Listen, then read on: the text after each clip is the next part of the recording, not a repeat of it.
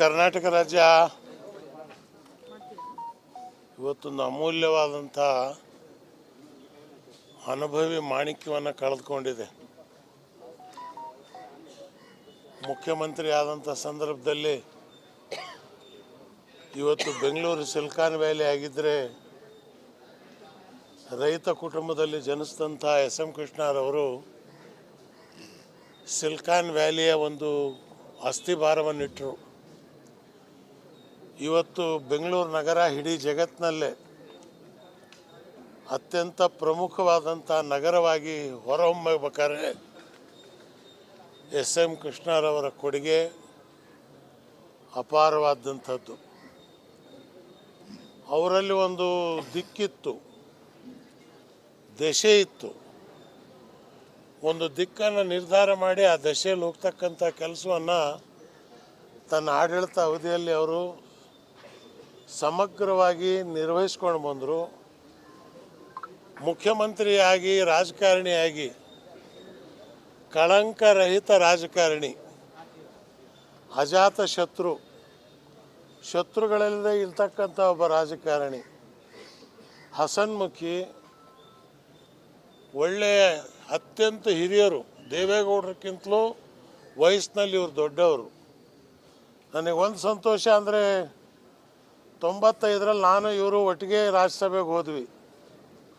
ನಾನು ಆವತ್ತು ಜನತಾದಳದ ಅಧ್ಯಕ್ಷ, ದೇವೇಗೌಡರು ಮುಖ್ಯಮಂತ್ರಿ. ಒಂದು ಸೀಟನ್ನು ಆವಾಗ ಎಸ್.ಎಂ. ಕೃಷ್ಣರವರಿಗೆ ಕಾಂಗ್ರೆಸ್ ಕೋಟಾದಲ್ಲಿ ಕೊಟ್ಟಾಗ ನಂದು ಒಂದು ಎಕ್ಸ್ಟ್ರಾ ಓಟು ಕೂಡ ಎಸ್.ಎಂ. ಕೃಷ್ಣ ಅವ್ರಿಗೆ ಕೊಟ್ವಿ. ಅವತ್ತು ನಾವು ಅವ್ರು ಹೋದಾಗ ದಿಲ್ಲಿಯಲ್ಲಿ ಕರ್ನಾಟಕದ ಬಗ್ಗೆ ಅವ್ರಿಗೆ ಎಷ್ಟು ಕಾಳಜಿ ಇತ್ತು ಅಂತ ಹೇಳಿದ್ರೆ, ಸೀತಾರಾಮ್ ಕೇಸರಿ ಬೆಂಬಲ ವಾಪಸ್ ತಕ್ಕೊಂಡಾಗ ನನಗೆ ದೇವೇಗೌಡರ ಜೊತೆಲಿ ಕರ್ಕೊಂಡೋಗಿ, ಇಲ್ಲ ನಾನು ಕೇಸರಿಯವ್ರ ಜೊತೆಗೆ ಮಾತಾಡ್ತೀನಿ, ನೀವು ಕೇಸರಿಯವ್ರ ಮನೆಗೆ ಬನ್ನಿ ಮಾತಾಡೋಣ, ಈ ಪ್ರಯತ್ನವನ್ನು ಕೂಡ ಶ್ರೀಮಾನ್ ಎಸ್.ಎಂ. ಕೃಷ್ಣರವರು ಪಟ್ಟರು. ಆದರೆ ಅವತ್ತಿನ ರಾಜಕೀಯ ಸನ್ನಿವೇಶ ದೇಶದಲ್ಲಿ ಬದಲಾಗಬೇಕಾಗಿತ್ತು. ಇವತ್ತಿನ ಪರಿಸ್ಥಿತಿ ಈ ರಾಜ್ಯದಲ್ಲಿ ಏನಾದರೂ ಇದ್ದರೆ ಅವತ್ತಿನ ಪರಿಸ್ಥಿತಿ ಇವತ್ತಿನ ಪರಿಸ್ಥಿತಿ ಹೋಲಿಸಿ ನೋಡಿದಾಗ ವಿಷಾದನೆ ಅನಿಸುತ್ತೆ.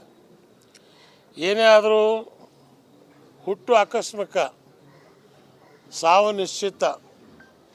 ನಾವು ಪ್ರತಿಯೊಬ್ಬರು ಕೂಡ ಪಂಚ ಲೋಹಗಳಲ್ಲಿ ಹೋಗಲೇಬೇಕಾಗತ್ತೆ. ಇವತ್ತು ಅವ್ರು ಹೋಗಿದ್ದಾರೆ, ನಾಳೆ ನಾವು ಹೋಗ್ತೀವಿ. ನಾವು ರಾಜಕಾರಣಿಗಳು ಇಷ್ಟೇ ಕಲಿಬೇಕಾದಂಥದ್ದು. ಎಸ್.ಎಂ. ಕೃಷ್ಣರವರು ಯಾವ ರೀತಿ ಕೂಡಿ ಬಾಳಿಸ್ತಕ್ಕಂಥ ಕೆಲಸ ಮಾಡ್ತಾಯಿದ್ರು, ಅದೇ ರೀತಿ ನಾವು ರಾಜಕಾರಣಿಗಳು ಒಡೆದು ಕೆಲಸ ಮಾಡ್ತಕ್ಕಂಥದ್ದಕ್ಕೆ ಪ್ರಯತ್ನ ಪಡಲಾರ್ದೆ ಕೂಡಿ ಕೆಲಸ ಮಾಡ್ತಕ್ಕಂಥದ್ದು. ಮಾನವ ಸಮಾಜ, ರಾಷ್ಟ್ರಕವಿ ಪುಟ್ಟಪ್ಪನವ್ರು ಹೇಳ್ತಿದ್ರು, ನೀನು ಏನಾದರೂ ಆಗು, ಇಂಜಿನಿಯರ್ ಆಗು, ಡಾಕ್ಟ್ರ್ ಆಗು, ರಾಜಕಾರಣಿ ಆಗು, ಏನಾದರೂ ಆಗು, ನೀವು ಮೊದಲು ಮಾನವನಾಗಿಯು. ಆ ನಾಲ್ನುಡಿ ಪುಟ್ಟಪ್ಪನವರ, ರಾಷ್ಟ್ರಕವಿ ಪುಟ್ಟಪ್ಪನವರ ನುಡಿಯನ್ನು ಸಮರ್ಥವಾಗಿ ತನ್ನ ಜೀವನದಲ್ಲಿ ಅವರು ಅಳವಡಿಸ್ಕೊಂಡು ಬಂದರು. ಅವರು BJPಗೆ ಸೇರಿದ್ರು ಕೂಡ ಯಾವತ್ತೂ ಕೂಡ ರಾಷ್ಟ್ರದ ಒಂದು ಚಿಂತನೆ, ಸಮಗ್ರ ಸಮಾಜದ ಸರ್ವರಿಗೂ ಸಮಪಾಲು ಎಂಬುವಂಥ ಹಿತನುಡಿಯನ್ನು ಎತ್ತಿ ಹಿಡಿದಿರ್ತಕ್ಕಂಥವ್ರು. ಭಗವಂತ ಅವರ ಆತ್ಮಕ್ಕೆ ಶಾಂತಿ ಕೊಡಲಿ. ಶ್ರೀಮತಿ ಎಸ್.ಎಂ. ಕೃಷ್ಣರವರಿಗೂ ಕಂಡು ನಮಸ್ಕಾರ ಮಾಡಿದ್ದೇನೆ. ಧರ್ಮಪತ್ನಿಯಾಗಿ ತನ್ನ ಪತಿಯ ಜೊತೆಯಲ್ಲಿ ಎಲ್ಲ ಕಾಲದಲ್ಲೂ ಪೂರ್ಣವಾಗಿ ಅವರಿಗೆ ಸಹಕಾರ ಶಕ್ತಿಯನ್ನು ಕೊಟ್ಟು ನೀಡಿದಂಥ ಮಹಾತಾಯಿಯವರು, ಅವ್ರ ಹೆಣ್ಮಕ್ಳು, ಅಳಿಯಂದರು, ಭಗವಂತ ಎಲ್ರಿಗೂ ಒಳ್ಳೇದು ಮಾಡಲಿ ಅಂತೇಳಿ ಭಗವಂತನಲ್ಲಿ ಪ್ರಾರ್ಥನೆ ಮಾಡಿ ಇವತ್ತು ಅವ್ರ ಆತ್ಮಕ್ಕೆ ಶಾಂತಿ ಸಿಗಲಿ. ಜೈ ಹಿಂದ್, ಜೈ ಕರ್ನಾಟಕ. ಕರ್ನಾಟಕ ರಾಜ್ಯ ಇವತ್ತೊಂದು ಅಮೂಲ್ಯವಾದಂಥ ಅನುಭವಿ ಮಾಣಿಕ್ಯವನ್ನು ಕಳೆದುಕೊಂಡಿದೆ. ಮುಖ್ಯಮಂತ್ರಿ ಆದಂಥ ಸಂದರ್ಭದಲ್ಲಿ ಇವತ್ತು ಬೆಂಗಳೂರು ಸಿಲಿಕಾನ್ ವ್ಯಾಲಿ ಆಗಿದ್ದರೆ ರೈತ ಕುಟುಂಬದಲ್ಲಿ ಜನಿಸಿದಂಥ ಎಸ್.ಎಂ. ಕೃಷ್ಣರವರು ಸಿಲಿಕಾನ್ ವ್ಯಾಲಿಯ ಒಂದು ಅಸ್ಥಿಭಾರವನ್ನಿಟ್ಟರು. ಇವತ್ತು ಬೆಂಗಳೂರು ನಗರ ಇಡೀ ಜಗತ್ತಿನಲ್ಲೇ ಅತ್ಯಂತ ಪ್ರಮುಖವಾದಂಥ ನಗರವಾಗಿ ಹೊರಹೊಮ್ಮಬೇಕಾದ್ರೆ ಎಸ್.ಎಂ. ಕೃಷ್ಣರವರ ಕೊಡುಗೆ ಅಪಾರವಾದಂಥದ್ದು. ಅವರಲ್ಲಿ ಒಂದು ದಿಕ್ಕಿತ್ತು, ದಶೆ ಇತ್ತು. ಒಂದು ದಿಕ್ಕನ್ನು ನಿರ್ಧಾರ ಮಾಡಿ ಆ ದಶೆಯಲ್ಲಿ ಹೋಗ್ತಕ್ಕಂಥ ಕೆಲಸವನ್ನು ತನ್ನ ಆಡಳಿತ ಅವಧಿಯಲ್ಲಿ ಅವರು ಸಮಗ್ರವಾಗಿ ನಿರ್ವಹಿಸ್ಕೊಂಡು ಬಂದರು. ಮುಖ್ಯಮಂತ್ರಿಯಾಗಿ, ರಾಜಕಾರಣಿಯಾಗಿ, ಕಳಂಕರಹಿತ ರಾಜಕಾರಣಿ, ಅಜಾತ ಶತ್ರುಗಳಿಲ್ಲದೆ ಇರ್ತಕ್ಕಂಥ ಒಬ್ಬ ರಾಜಕಾರಣಿ, ಹಸನ್ಮುಖಿ, ಒಳ್ಳೆಯ ಅತ್ಯಂತ ಹಿರಿಯರು. ದೇವೇಗೌಡರಕ್ಕಿಂತಲೂ ವಯಸ್ಸಿನಲ್ಲಿ ಇವರು ದೊಡ್ಡವರು. ನನಗೆ ಒಂದು ಸಂತೋಷ ಅಂದರೆ 95ರಲ್ಲಿ ನಾನು ಇವರು ಒಟ್ಟಿಗೆ ರಾಜ್ಯಸಭೆಗೆ ಹೋದ್ವಿ. ನಾನು ಆವತ್ತು ಜನತಾದಳದ ಅಧ್ಯಕ್ಷ, ದೇವೇಗೌಡರು ಮುಖ್ಯಮಂತ್ರಿ. ಒಂದು ಸೀಟನ್ನು ಆವಾಗ SM ಕೃಷ್ಣರವರಿಗೆ ಕಾಂಗ್ರೆಸ್ ಕೋಟಾದಲ್ಲಿ ಕೊಟ್ಟಾಗ ನಂದು ಒಂದು ಎಕ್ಸ್ಟ್ರಾ ಓಟು ಕೂಡ SM ಕೃಷ್ಣ ಅವ್ರಿಗೆ ಕೊಟ್ವಿ. ಅವತ್ತು ನಾವು ಅವ್ರು ಹೋದಾಗ ದಿಲ್ಲಿಯಲ್ಲಿ ಕರ್ನಾಟಕದ ಬಗ್ಗೆ ಅವ್ರಿಗೆ ಎಷ್ಟು ಕಾಳಜಿ ಇತ್ತು ಅಂತ ಹೇಳಿದ್ರೆ, ಸೀತಾರಾಮ್ ಕೇಸರಿ ಬೆಂಬಲ ವಾಪಸ್ ತಕ್ಕೊಂಡಾಗ ನನಗೆ ದೇವೇಗೌಡರ ಜೊತೆಯಲ್ಲಿ ಕರ್ಕೊಂಡೋಗಿ, ಇಲ್ಲ ನಾನು ಕೇಸರಿಯವ್ರ ಜೊತೆಗೆ ಮಾತಾಡ್ತೀನಿ, ನೀವು ಕೇಸರಿಯವ್ರ ಮನೆಗೆ ಬನ್ನಿ ಮಾತಾಡೋಣ, ಈ ಪ್ರಯತ್ನವನ್ನು ಕೂಡ ಶ್ರೀಮಾನ್ SM ಕೃಷ್ಣರವರು ಪಟ್ಟರು. ಆದರೆ ಅವತ್ತಿನ ರಾಜಕೀಯ ಸನ್ನಿವೇಶ